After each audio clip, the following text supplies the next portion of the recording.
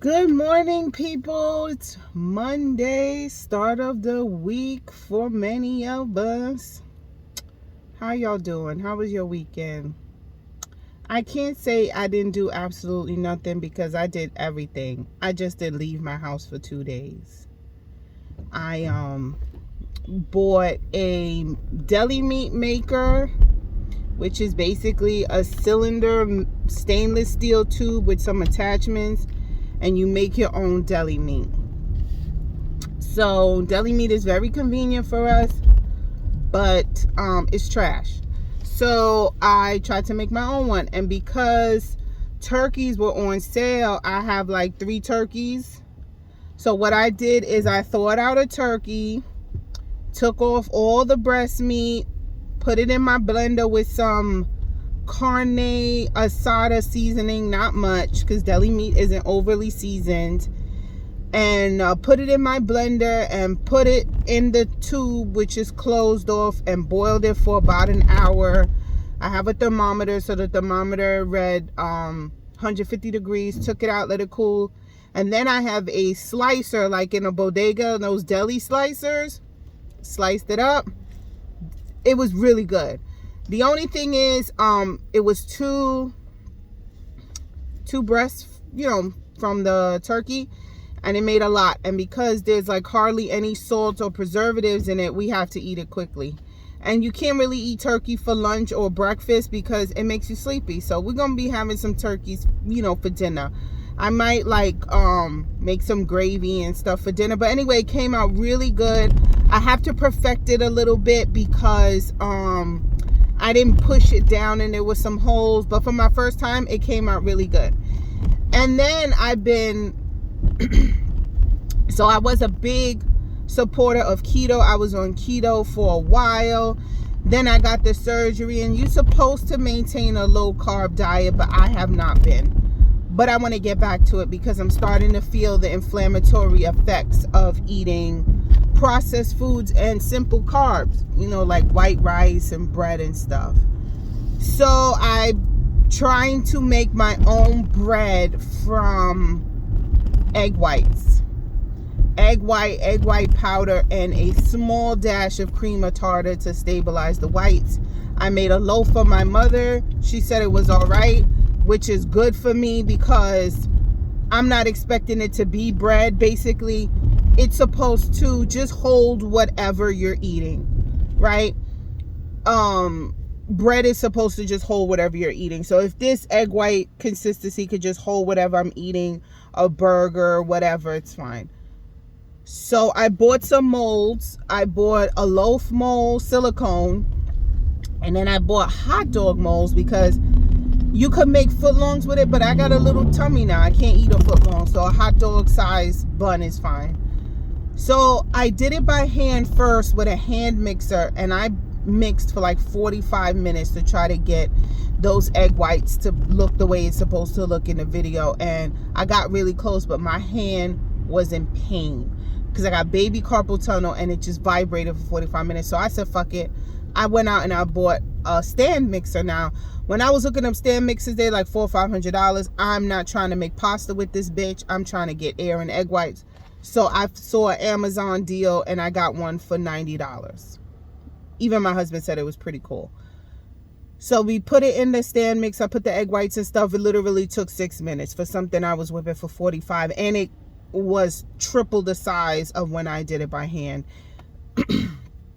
So of course my husband made a face when he tried it. I was okay with it because if you drank diet sodas for pleasure, you know what it feels like to enjoy substitutions. Let me just say that. I'm okay with the substitution as far as my journey and for it to hold a condiment. Now, by itself with butter and cheese, it's not good. It's definitely not good. The bread, the egg white bread. But when you load it up with stuff, it's perfectly acceptable, if not good, right? So what I mean by that is the hot dog buns. If you throw a Nathan's hot dog with sauerkraut, mustard, or onions and ketchup, pretty much that taste and texture is going to be hidden by all the accoutrements that you put on this hot dog.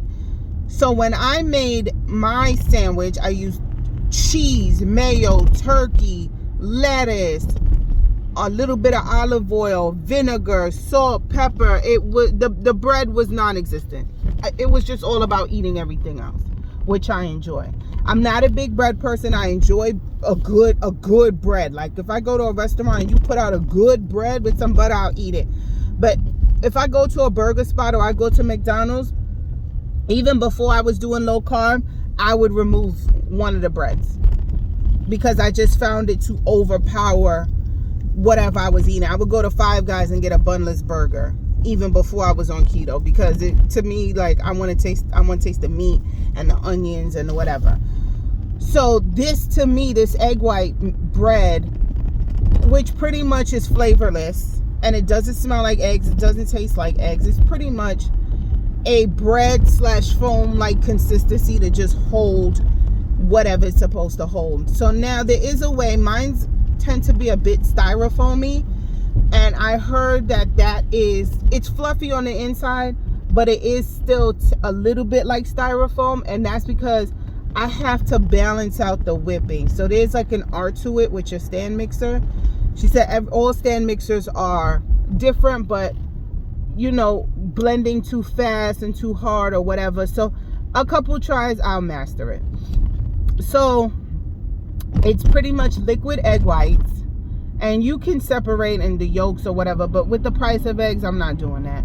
So I bought a carton of egg whites, real egg whites, not egg substitute or anything. This is just egg whites, right? So I bought a carton of egg whites, and then egg white protein powder, which is just, so the company I bought from is called Just. So whatever they sell, it's just that. It's one ingredient. It's not two. So if it's eggs, it's just eggs. If it's egg whites, it's just egg whites. So I bought just egg whites, a powder. So you do egg whites, liquid, and then some powdered egg whites, a little bit of cream of tartar, just a smidge of cream of tartar, like just a little to stabilize the egg whites, keep them from collapsing on themselves. And then you can add like a artificial sweetener. The person that I got the video from, she used allulose, but I have so much Splenda left before I switch to allulose, which I heard is better for you.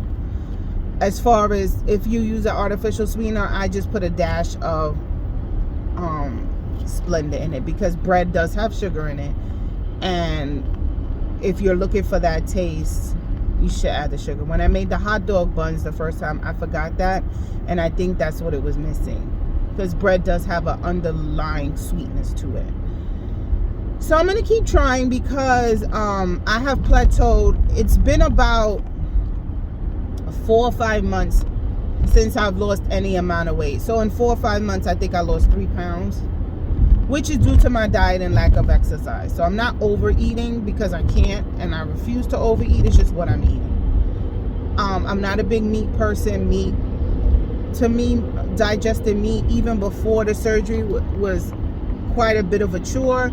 So I was very carb and vegetable heavy and beans.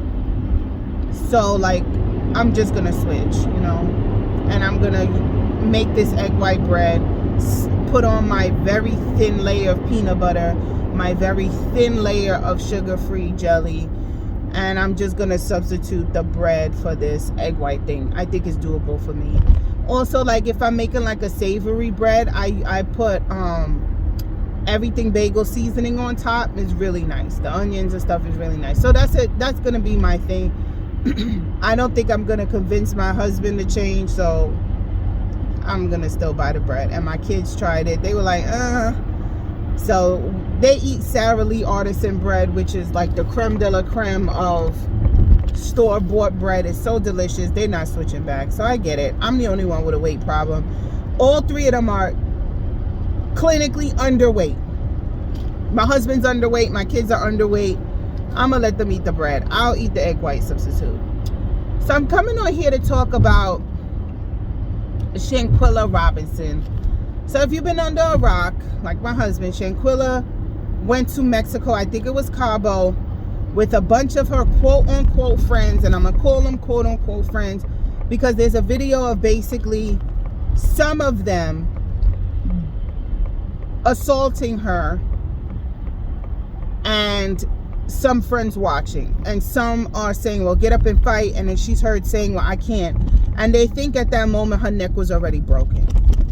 So basically they said, or called the authorities and her mother, and said that she had alcohol poisoning. Come to find out, the autopsy says she died of a broken neck. Her neck was broken. And the video came out of them beating her, right? So anyway, they end up going back to America. And basically, this happened in October. We're now almost in April. Nobody's arrested. These people are still walking free. America is saying that Mexico is not giving them what they need. Mexico is saying, we gave you everything. America's not doing anything about it. And basically, the news coverage on it is nil. And, you know, this is no surprise to us. Shanquella is black.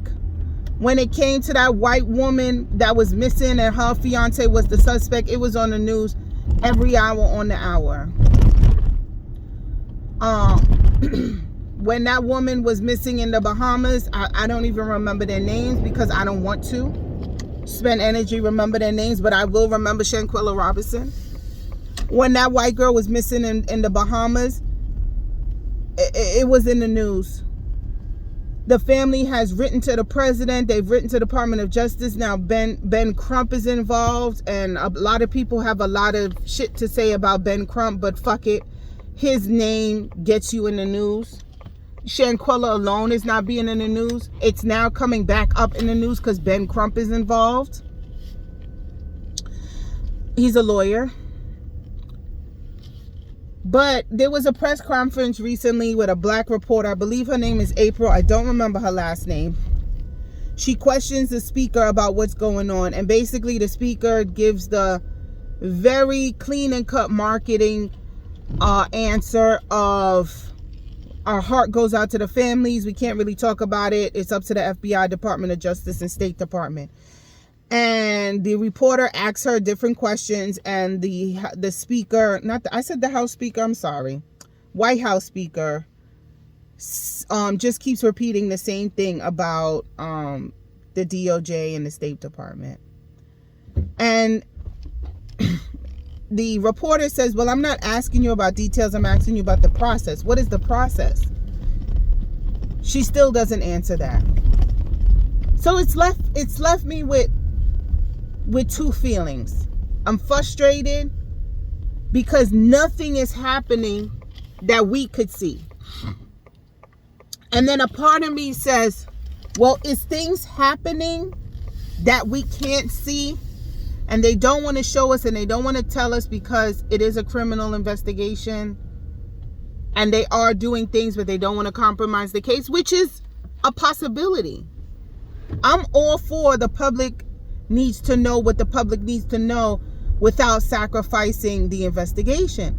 But a part of me is skeptical because Shanquella is black. Shanquella name is Shanquella. Let's be clear. Names still carry stigmas to it. Okay? She was killed by her own. And what I say by her own, she was killed by other black people in Mexico. Okay? Mexico has declared this a femicide because they have different laws where there is crimes. You know how we have hate crimes? There are crimes that are specially characterized that hold harsher punishments when it is a woman. So a part of me is America don't give a fuck because she's black. She was killed by other black people. Her name is Shanquella. And if this was black people that killed a white woman, it would be so covered the way it was covered that potential white girl was killed in a black country, the Bahamas or Bermuda. Was it the Bahamas or Bermuda? I'm not sure. But just know that a bunch of black people potentially killed a white woman. It was in the news. It was in the news a lot. We heard about it for a little bit and that was it. And it seems like the only people keeping this story alive, to me, are black bloggers on YouTube. That's it. I watch the news every day. I don't hear nothing about it in mainstream news. No Good Morning America updates, nothing. I get my updates and my news coverage from black bloggers on YouTube. No shade to the black bloggers. You guys keep me entertained. I love it. But I think we can all agree that I should not be getting pertinent news information only from black bloggers. I should be getting this news from mainstream news with supplemental coverage and commentary from black bloggers. But what I'm getting is the full covered story from black bloggers. Thank you, black bloggers, because I wouldn't have any updates. There's nothing in the New York Times. There's nothing in USA Today. There's nothing.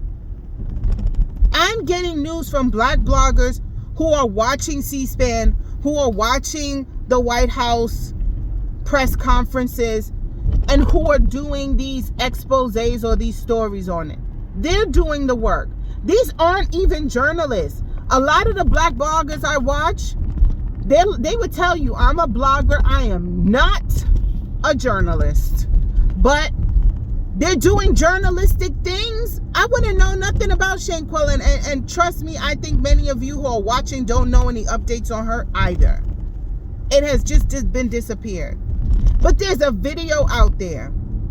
There was no other videos of those other white women missing, yet it was covered and updated consistently.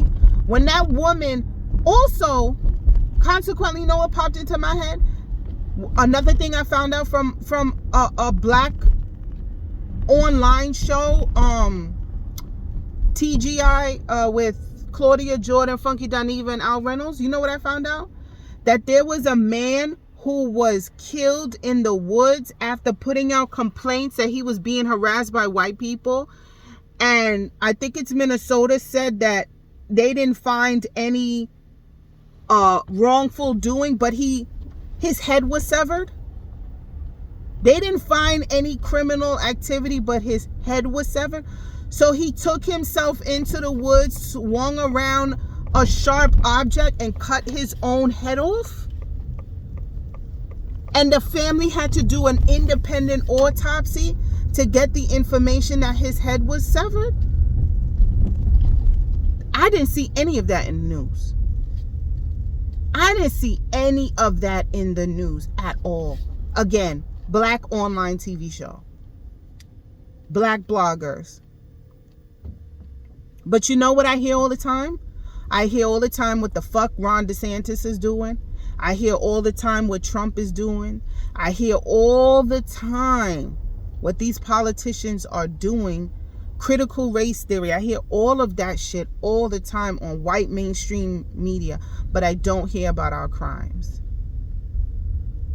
But am I shocked? Absolutely not. I'm just identifying the hypocrisy. Am I shocked or appalled, or is this a call to action? No. It is at this point the status quo. And as restrictive as YouTube is, as restrictive as it is, thank your God or the universe for the platform, and thank black bloggers, many of whom have been able to work regular jobs and take this on for me to get the news, because I don't have time to do the research. But if it wasn't for them, I would just know. And I heard about the Shanquella thing on YouTube first, before it became social media worthy, where it became viral, and then the news picked it up for a hot fucking second. I'm not shocked that Shanquella's name is not being said out of white reporters' mouths every hour on the hour. I'm not surprised that we're not getting updates, because Shanquella's black. Her name is Shanquilla. She's from the South. And America doesn't find her newsworthy, but Black America does. So thank you, bloggers. Thank you, everybody covering the story. I'm putting it out there with my 9 subscribers. I had 10. I lost one. It's so hard to say goodbye to a subscriber. But I'm putting it out to the 9 of you and whoever watches this. Shanquilla murder is still, no action has been taken. These people are still walking around. I don't even think it's Mexico's fault. I don't. It would be in Mexico's best interest. And we have an extradition treaty with Mexico. That I know. We extradite both ways. Easy. No red tape. No red tape. I think Mexico is saying you do it or we do it. Who gonna do it? We gave everything you need to know. These are American citizens. Even though the crime happened in Mexico, we, out of respect, y'all gonna do it or we gonna do it. If we gonna do it, bring them here. Because we can't go and get them. Bring them here. If you're gonna do it, do something. And I know they're not doing something because we're almost in April and nothing has happened. But is stuff happening? But then also, why the secrecy? Because these aren't fucking celebrities. I don't think any of them, unless I'm wrong, and this is like the Americas, are they CIA operatives? Was she a spy? Is that possible? You know what? So I can sleep better at night. Maybe this is like the Americas, the TV show, where we think they're regular people, but they're really like government workers. And a crime happened, and she was a spy, and her cover was blown. Maybe. Because why such the level of secrecy and hush hush and contact the Department of Justice for a bunch of niggas that killed another nigga in Mexico? Because that's what it is. That's how y'all see it. That's why it's not having news coverage. Oh, another dead nigga on the welfare. That's what Tupac said? They don't give a fuck. Either they don't give a fuck, they're dragging their feet because they don't give a fuck, because they don't see value in her life and who she was, there's no value in her. Or she was such high priority that her value is so high, that's why we have to have this level of scrutiny and secrecy and DOJ and State Department and shh. Which one is it? I guess you can't tell us. Only time will tell. Or maybe not. Maybe it'll disappear just like that woman wandered in that hotel room and ended up in the freezer and died. Right? No foul play there, right? It's fucking scary.